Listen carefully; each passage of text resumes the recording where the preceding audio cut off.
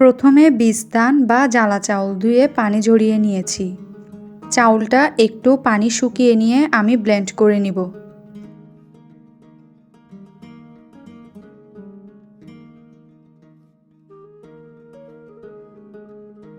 এখন আমি একটি পাত্রে আধা কেজি আতপ চাউল ধুয়ে দিব। এখানে আপনারা চাইলে আতপ চাউলের পরিবর্তে পোলাওয়ের চাউলও দিতে পারেন। এরপর আধা কেজি বিনি চাউল ধুয়ে পাত্রে দিয়ে দিব। আমি চাউলগুলো আলাদা আলাদা করে ধুয়ে নিয়েছি। আপনারা চাইলে চাউলগুলো একসাথে ধুয়ে দিতে পারবেন। এখন আমি ভাত রান্না করার জন্য পানি দিব। এখানে আমি 1.5 জগ পরিমাণ পানি দিয়েছি।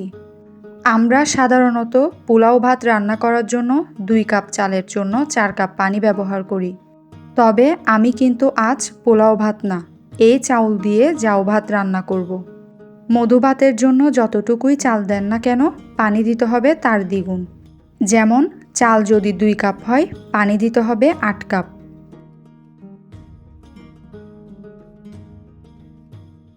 এখন চুলার মিডিয়াম হিটে ভাতটা আমি রান্না করে নিব।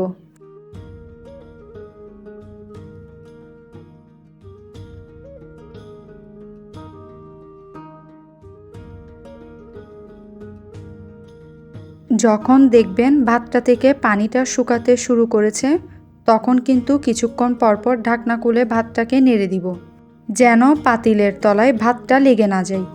এই সময় কিন্তু চুলার হিটটা লো মিডিয়ামে রাখবেন। ভাতটা যত ভালোভাবে সেদ্ধ হবে, মধু ভাতের স্বাদটাও কিন্তু ততটাই ভালো হবে। এখন নরম জাউ ভাতটা আমি চুলা থেকে নামিয়ে নিব। এখন এই ভাতটা নরম থাকা অবস্থায় কিন্তু আমরা মধু ভাতের বাকি প্রিপারেশনটা করে নিব। এর জন্য এখানে আমি একটা কাঠের ডাল ঘুটনি নিয়ে নিয়েছি। এখন আমি মধু ভাতের জন্য করে নেওয়া জাউ ভাতটাকে ভালো করে ঘুটে নেব, যেন ভাতের মধ্যে কোনো রকম দানাভাব অবশিষ্ট না থাকে। কারণ ভাতটা যত মসৃণ হবে, মধু ভাতটাও খেতে তত ভালো লাগবে।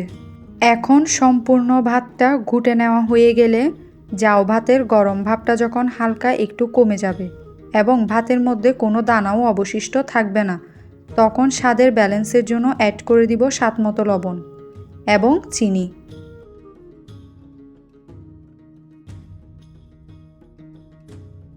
এখন চিনি, লবণ এবং ভাতটাকে ভালোভাবে মিশিয়ে নিব।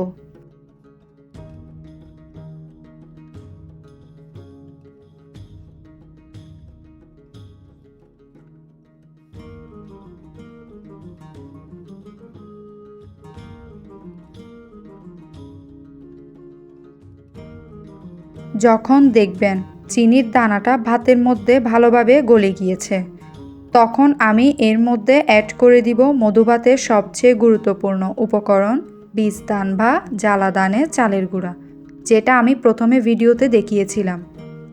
এখন এই চালের গুঁড়াটাও কিন্তু আমি মধু ভাতের সাথে মিশিয়ে নিব। তবে একসাথে কিন্তু চালের গুঁড়াটি ভাতের সাথে মেশানো যাবে না। জাস্ট 2 টেবিল চামচ পরিমাণ করে চালের গুঁড়া ভাতের মধ্যে দিয়ে ভালো করে মিশিয়ে নিতে হবে।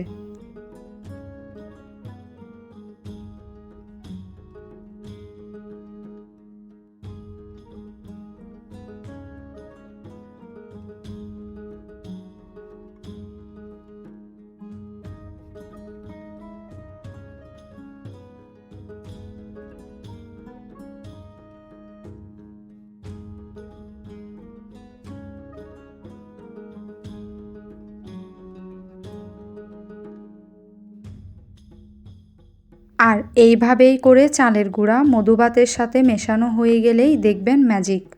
মানে হলো, আমরা সবাই জানি চালের গুঁড়া কিন্তু যে কোনো জিনিস আঠালো হতে সাহায্য করে। তবে মধু ভাতের ক্ষেত্রে বীজধানের এই চালের গুঁড়াটা কিন্তু আঠালো না, মধু ভাতটাকে আরও পাতলা করে দেয়। মানে হলো, যতই আপনি চালের গুঁড়াটি মেশাবেন, মধু ভাতের মিশ্রণটি কিন্তু ততই লিকুইড হয়ে যাবে। খেয়াল করুন, আঠালো মধু ভাতের মিশ্রণটা কিন্তু অনেকটাই পাতলা হয়ে গিয়েছে।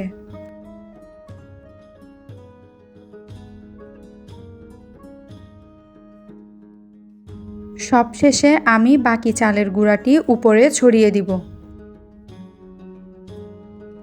নারকেল কুড়ানোও ছড়িয়ে দিব উপর থেকে। তবে এই মধুভাতটি এখন খাওয়ার জন্য পারফেক্ট নয়। তার জন্য অপেক্ষা করতে হবে 7 থেকে 8 ঘন্টা। তবে তার আগে মধুভাতের পাতিলটা আমি খুব ভালোভাবে ঢাকনা দিয়ে ঢেকে দিব। এরপর মোটা একটা ভারী কাপড় দিয়ে সম্পূর্ণ পাতিলটাই খুব ভালোভাবেই ঢেকে দিব, যেন মধুভাতের গরম ভাবটা কোনোভাবেই বের হতে না পারে। এখন অপেক্ষা করতে হবে 7 থেকে 8 ঘন্টা। তবে সবচেয়ে বেশি ভালো হয় মধুভাতটা রাতে তৈরি করে সারা রাত যদি এই অবস্থায় রেখে দেন। সারা রাত এই অবস্থায় কিন্তু রেখে দেওয়ার ফলে আমার মধুভাতটা এখন খাওয়ার জন্য পারফেক্টলি তৈরি।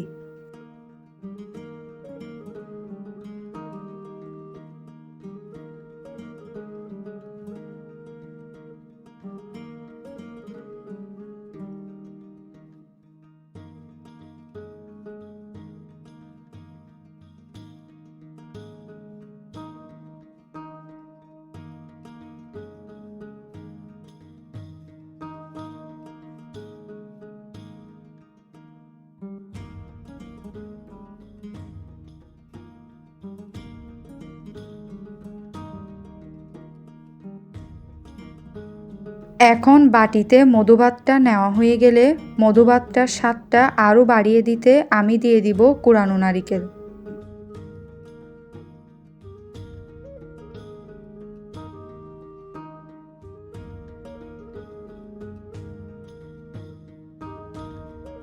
তৈরি হয়ে গেল চট্টগ্রামের ঐতিহ্যবাহী মধুভাত।